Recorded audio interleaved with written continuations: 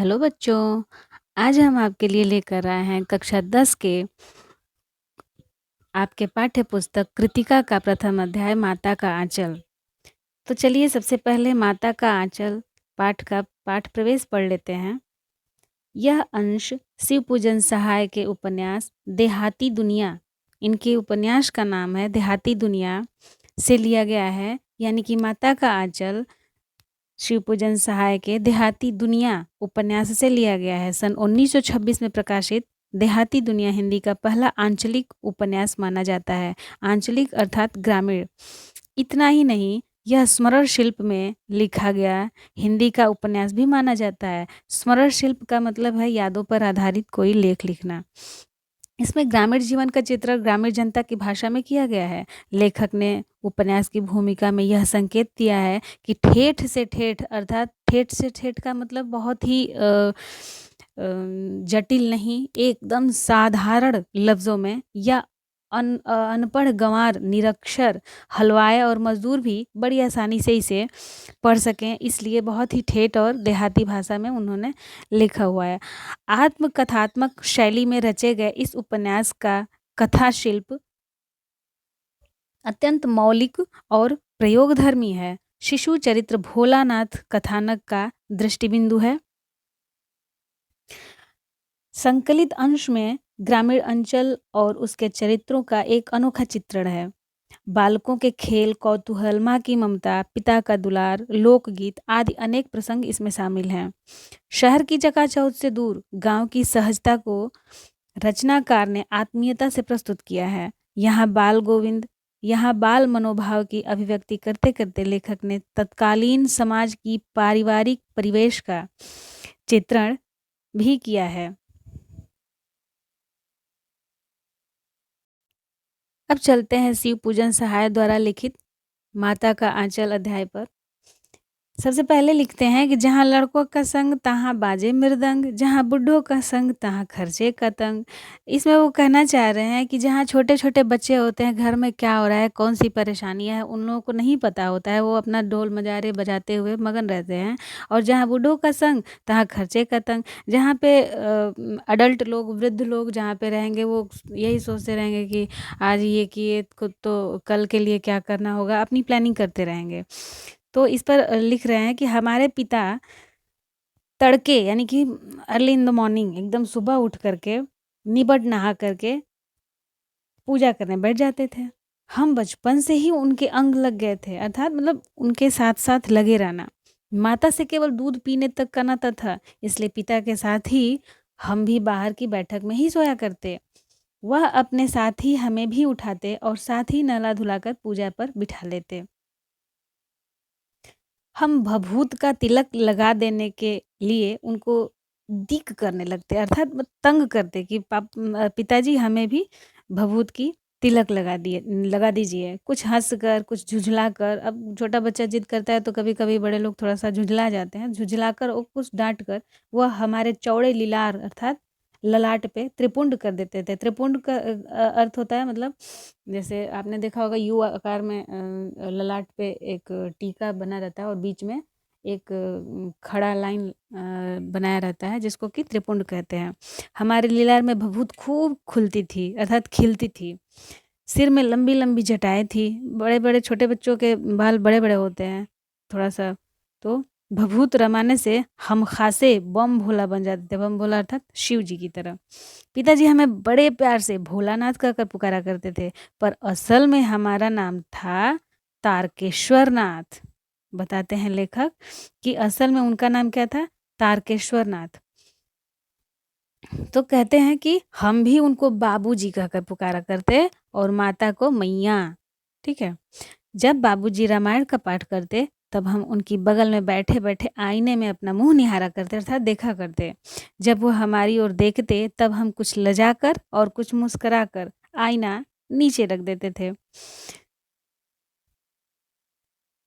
वह भी मुस्कुरा पड़ते थे। छोटा बच्चा खेलता रहता होता है तो बड़े लोग जब देखते हैं तो वो भी लजा जाता है और बड़े लोग हंसने लगते हैं उसको देख करके।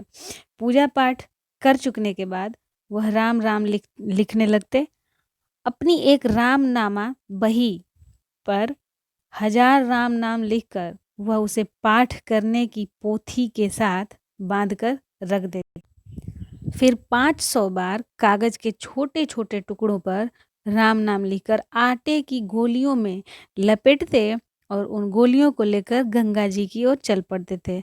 इससे क्या होता था कि उनको ये लगता था कि हम भगवान के बहुत करीब हैं और भगवान को मानने वाले हैं। ठीक है? तो क्या करते थे, उस समय भी हम उनके कंधे पर विराजमान रहते थे। जब हमारे पिताजी लेखक महोदय बता रहे हैं कि जब वो आटे की गोलियाँ लेकर के गंगा जी में मछलियों को खिलाने के लिए ले जाते थे, तब भी ये कहाँ रहते थे, उनके कंधों पर रहते थे। उस समय भी उनके कंधों पर विराजमान रहते थे। जब वह गंगा में एक-एक आटे की गोलियाँ फेंककर मछलियों को खिलाने लगते, तब भी हम उनके कंधे पर ही बैठे-बैठे हँसा करते थे। जब वह मछलियों को चारा देकर घर की ओर लौटने लगते, तब बीच रास्ते में झुके हुए पेड़ों की डाली पर हमें बिठाकर झूला झुलाते थे। कौन? पिताजी, लेखक के पिताजी। कभी-कभी बाबूजी हमसे कुश्ती भी लड़ते। वह शिथिल होकर हमारे बल को बढ़ावा देते और हम उनको पछाड़ देते अर्थात हरा देते। यह उतान पड़ जाते और हम उनकी छाती पर चढ़ जाते। उतान पड़ जाते अर्थात मतलब चित्त हो जाते हैं। ठीक है?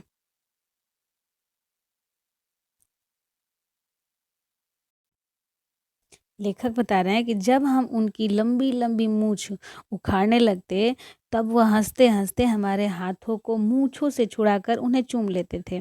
फिर जब हमसे खट्टा और मीठा चुम्मा माँगते, तब हम बारी-बारी कर अपना बायाँ और दाहिना गाल उनके मुँह की ओर फेर देते थे।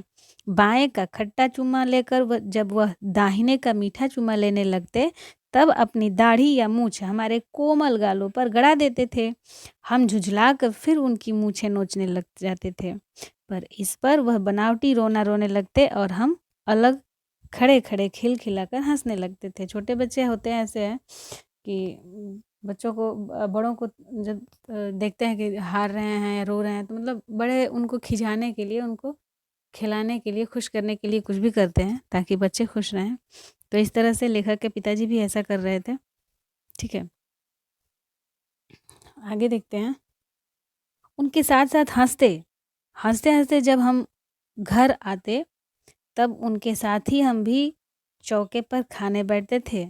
वह हमें अपने ही हाथ से फूल के एक कटोरे में गोरस और भात सान कर मतलब मिला कर के एक ही में खिलाते थे। जब हम खाकर अफ़र जाते मतलब कि बहुत ज़्यादा जब खा लेते हैं एकदम से पेट भर जाते तब मैया थोड़ा और खिलाने के लिए हठ करतीं। वह बाबूजी से कहने लगती, "आप तो 4-4 दाने के कौर बच्चे के मुँह में देते जाते हैं। इससे वह थोड़ा खाने पर भी समझ लेता है कि वह बहुत खा गए, हम बहुत खा लिए। आप खिलाने का ढंग नहीं जानते। बच्चे को भर मुँह कौर खिलाना चाहिए।" यानी कि माँ कहती है बहुत ज़्यादा ज़्यादा जब खिलाएँगे तो पेट में अधिक जाएगा और कम समय में बच्चा ज़्यादा खा लेगा। तो वही माँ सिखा रही हैं उनके पिताजी को। "जब खाएगा बड़े-बड़े कौर तब पाएगा दुनिया में ठौर।" ठौर मतलब एक स्थान पाना, एक अपना रुतबा, रौब बनाना। "देखिए मैं खिलाती हूँ," कह रही है मैया कि देखिए मैं खिलाती हूँ। मर्दुए क्या जाने कि बच्चों को कैसे खिलाना चाहिए और महतारी मतलब मर्दुए यानी कि पुरुष क्या जाने कि बच्चों को कैसे खिलाया जाता है। और यहाँ पे कहिए महतारी अर्थात माँ के हाथ से खाने पर बच्चों का पेट भी भरता है। यह कह वह थाली में दही भात सानतीं और अलग-अलग तोता, मैना, कबूतर, हंस, मोर आदि के बनावटी नाम से कौर बनाकर यह कहते हुए खिलाती जाती कि जल्दी खा लो नहीं तो उड़ जाएँगे। पर हम उन्हें इतनी जल्दी उड़ा जाते थे कि उड़ने का मौका ही नहीं मिलता था। देखिए इस चित्र में कैसे लेखक अपने पिताजी के साथ पेड़ की डाली पर बैठकर खुश हो रहे हैं और खेल रहे हैं। अब आगे देखते हैं। जब कह रहे हैं लेखक कि जब हम सब बनावटी चिड़ियों को चट कर जाते थे, तब बाबूजी कहने लगते, "अच्छा अब तुम राजा हो, जाओ खेलो।" मतलब अब तुम खा के आगे हो गए, अब तुम जाके खेल सकते हो। बस हम उठकर उछलने कूदने लगते थे।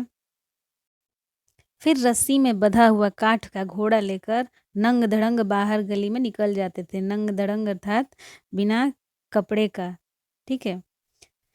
जब कभी मैया हमें अचानक पकड़ पाती, तब हमारे लाख छटपटाने पर भी एक चुल्लू कड़वा तेल, एक चुल्लू मतलब अंजलि में लेकर के खूब ढेर सारा तेल लेकर के, कड़वा यानी सरसों का तेल, ठीक है, हमारे सिर पर डाल ही देती थी। हम रोने लगते और बाबूजी उस पर बिगड़ खड़े होते। किस पर? माता पर, मैया पर।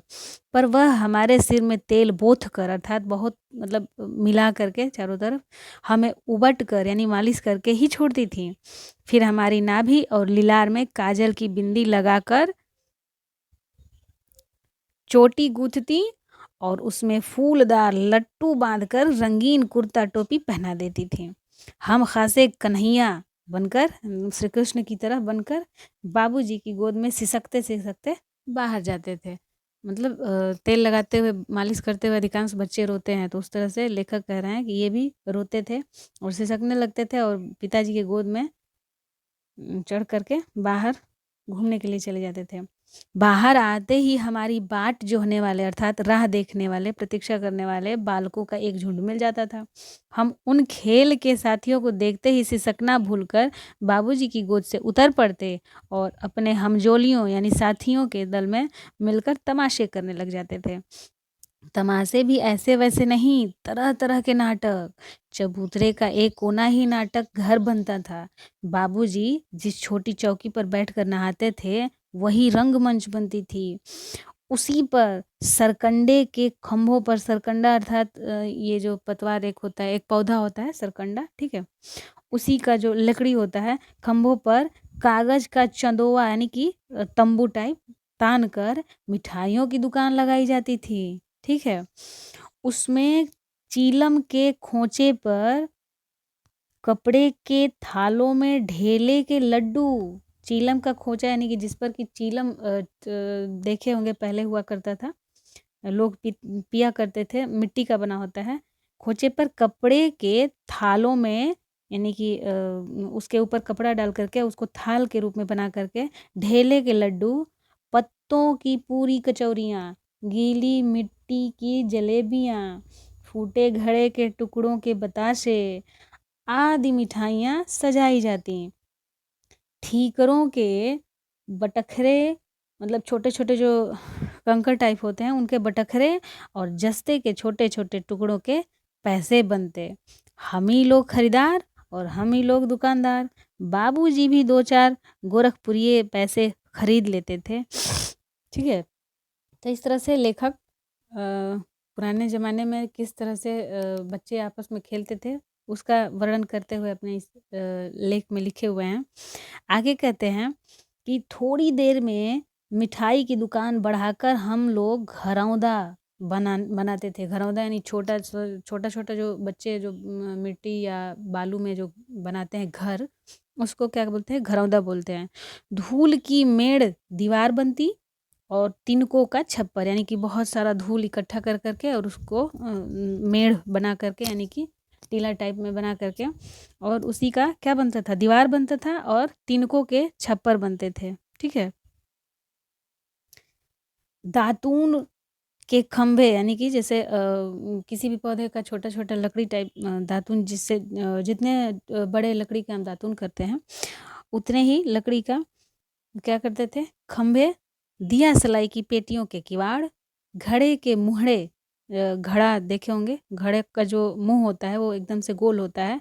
मुहड़े की चूल्हा चक्की, दिए की कड़ाही, बाबूजी की पूजा वाली आचमनी कलछी देखे होंगे कि पूजा गृह में एक छोटा-सा कलछी टाइप होता है, छोटा-सा बहुत होता है। तो आचमनी जिसको भी बोलते हैं, जिससे भगवान को, देवताओं को जल चढ़ाया जाता है। तो उसकी क्या बनती थी? कलछी बनती थी, ठीक है।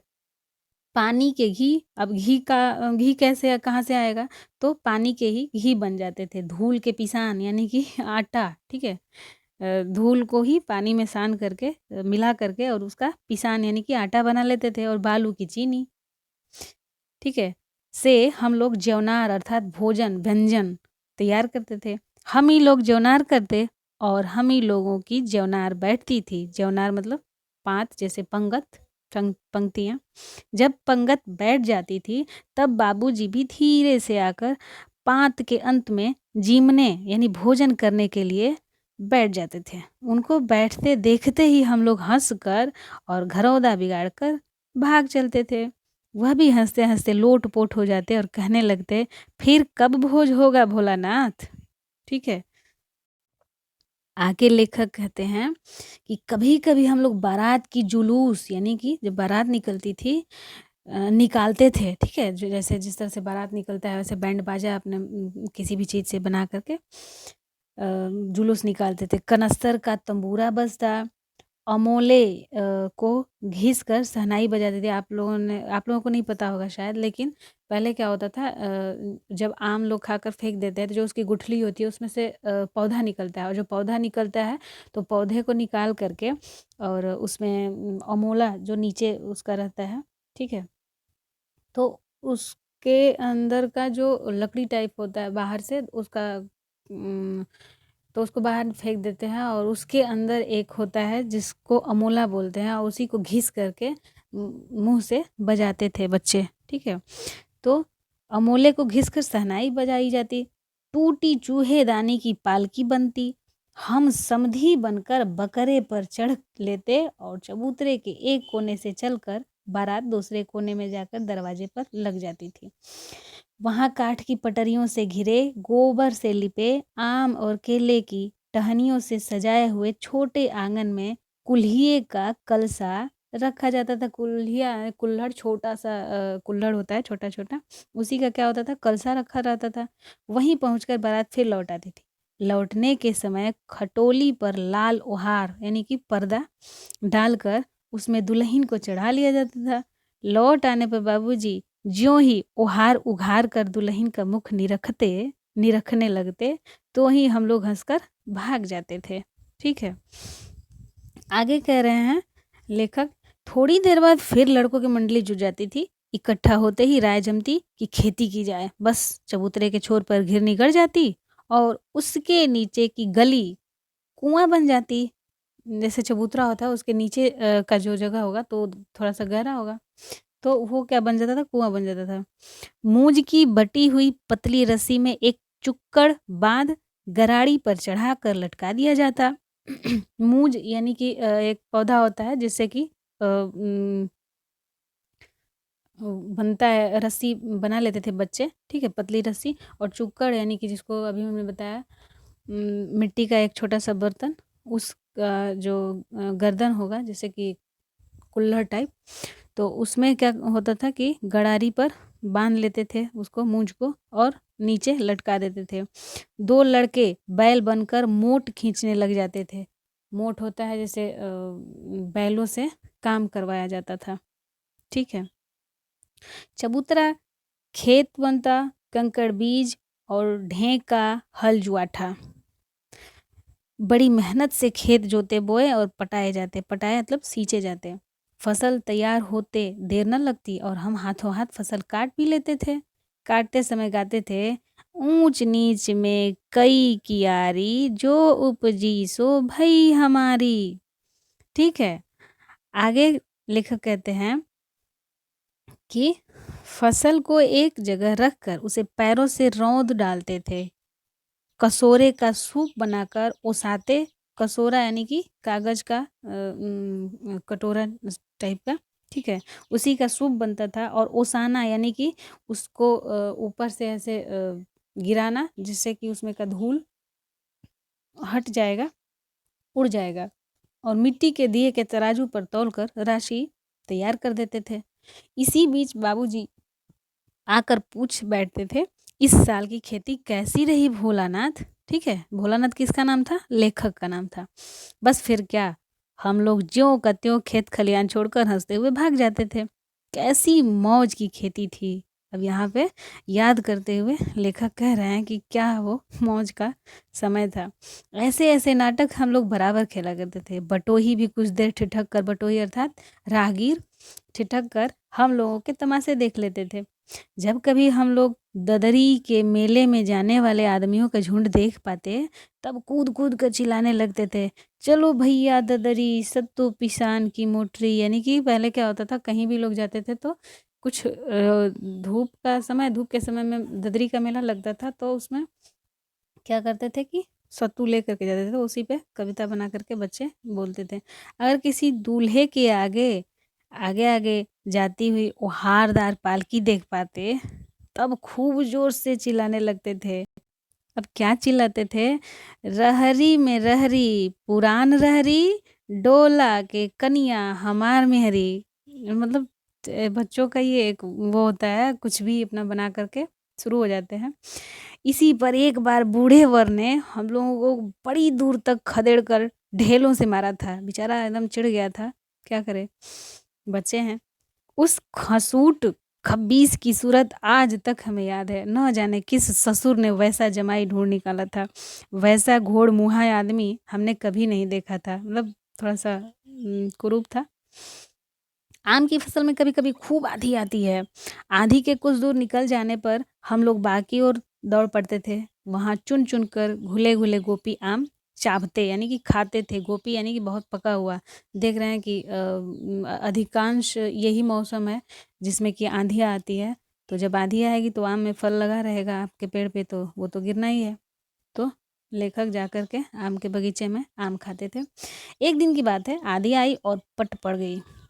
आकाश काले बादलों से ढक गया, मेघ गरजने लगे, बिजली कौंधने और ठंडी हवा सनसनाने लगी, पेड़ झूमने और जमीन चूमने लगे।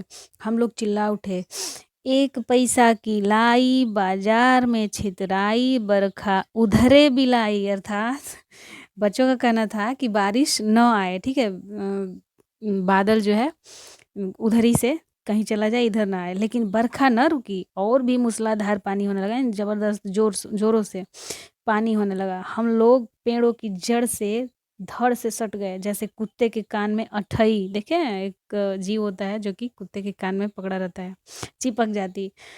मगर बरखा जमी नहीं, थम गई, मतलब बहुत देर तक नहीं रही, रुक गई बरखा, ठीक है। बरखा बंद होते ही बाग में बहुत से बिच्छू नजर आए। हम लोग डर कर भाग चले। हम लोगों में बैजू बड़ा ढीठ था। संयोग की बात, बीच में मूसन तिवारी मिल गए। बेचारे बूढ़े आदमी को सूझता कम था। बैजू उनको चिढ़ा बोला, बुढ़वा बेईमान, मांगे करैला का चोखा। ठीक है, तो हम लोगों ने भी बैजू के सुर में सुर मिलाकर यही चिल्लाना शुरू किया। मूसन तिवारी ने बेतहासा खदेड़ा, मतलब एकदम बिना सोचे समझे गुस्से में एकदम दौड़ा लिए बच्चों को, ठीक है। हम लोग तो बस अपने-अपने घर की ओर आधी हो चले। जब हम लोग न मिल सके, तब तिवारी जी सीधे पाठशाला में चले गए। वहाँ से हमको और बैजू को पकड़ लाने के लिए 4 लड़के, गिरफ्तारी वारंट यानी कि 4 लड़के वहाँ उन्होंने भेजा, लेकर छूटे।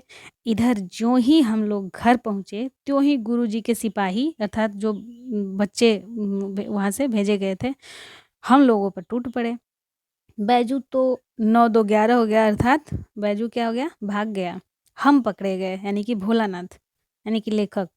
फिर तो गुरुजी ने हमारी खूब खबर ली। बाबूजी ने यह हाल सुना, वह दौड़े हुए पाठशाला में आए। गोद में उठाकर हमें पुचकारने और फुसलाने लगे, मतलब प्यार करने लगे। पुचकारने मतलब यहाँ पे प्यार करने लगे, ठीक है। पर हम दुलारने से चुप होने वाले लड़के नहीं थे। रोते-रोते उनका कंधा आँसुओं से तर कर दिया। वह गुरुजी की चिरौरी यानी कि उनसे प्रार्थना करने लगे, अनुनय विनय करके हमें घर लेके चले। रास्ते में फिर हमारे साथी लड़कों का झुंड मिला। वे ज़ोर से नाचते और गाते थे। क्या गाते थे बच्चे? यहाँ पे लेखक कह रहे हैं, माई पकाई गरर-गरर पुआ, हम खाई पुआ, ना खेलब जुआ। ठीक है? फिर क्या था, हमारा रोना-धोना भूल गया, क्योंकि बच्चे बच्चे होते हैं, वो अपने संगियों को देख कर के सब कुछ भूल जाते हैं। हम हट करके बाबूजी की गोद से उतर पड़े और लड़कों की मंडली में मिलकर लगे वहीं तान सुर अलापने, यानी कि जो बच्चे गा रहे थे उनके साथ गाने लगे। तब तक सब लड़के सामने वाले मकई के खेत में दौड़ पड़े। उसमें चिड़ियों का झुंड चल रहा था, यानी कि अपना दाना चुग रही थी चिड़िया। वे दौड़ दौड़ कर उन्हें पकड़ने लगे, पर एक भी हाथ ना आई। चिड़ियों भला किसी के हाथ आने वाली हैं क्या? वो तो उड़ ही जाएंगी, वो भी छोटे बच्चों के हाथ तो बिल्कुल नहीं आ सकती। हम खेत से अलग ही खड़े होकर गा रहे थे, राम जी की चिड़ई, राम जी का खेत, खा लो चिड़ई भर भर पेट। हमसे कुछ दूर बाबूजी और हमारे गांव के कई आदमी खड़े होकर तमाशा देख रहे थे और यही कहकर हंसते थे कि चिड़िया की जान जाए, लड़कों का खिलौना। सचमुच लड़के और बंदर पराई पीर नहीं समझते थे। अब सही बात है, बच्चे ऐसे होते हैं कि अब चिड़िया डर से भागेगी कि कहीं बच्चे पकड़ न लें, और बच्चों के लिए वो एक मस्ती का साधन है, खेल का साधन है। तो यहाँ पे कह रहे हैं लेखक, एक टीले पर जाकर हम लोग चूहों के बिल से पानी उलीचने लगे। ठीक है, चूहा बिल खोदा था, उसमें पानी लग गया था, तो उसको निकालने लगे वहाँ से। नीचे से ऊपर पानी फेंकना था। हम सब थक गए। तब तक गणेश जी के चूहे की रक्षा के लिए शिव जी का सांप निकल आया। रोते चिल्लाते हम लोग बेतहाशा भाग चले। कोई औंधा गिरा, कोई अंटा चीट, मतलब कोई मुंह के बल गिरा, कोई पीठ के बल गिरा, किसी का सिर फूटा, किसी के दांत टूटे। सभी गिरते पड़ते भागे। हमारी सारी देह लहूलुहान हो गई, पैरों के तलवे कांटों से छलनी हो गए। हम एक सुर से दौड़े हुए आए और घर में घुस गए। उस समय बाबूजी बैठक के ओसारे यानी कि बरामदा, ठीक है, बरामदे में बैठकर हुक्का गुड़गुड़ा रहे थे। उन्होंने हमें बहुत पुकारा, पर उनकी अनसुनी करके हम दौड़ते हुए मैया के पास चले गए। जाकर उसी की गोद में शरण ली। मैया चावल अमनिया, मैया चावल अमनिया कर रही थी, मतलब चावल चुन रही थी, उसमें से कंकड़ वगैरह चुन रही थी। हम उसी के आंचल में छिप गए। हमें डर से कांपते देखकर वो जोर से रो पड़ी और सब काम छोड़कर बैठी। अधीर होकर हमारे भय का कारण पूछने लगे। अधीर मतलब बहुत व्याकुल होकर के।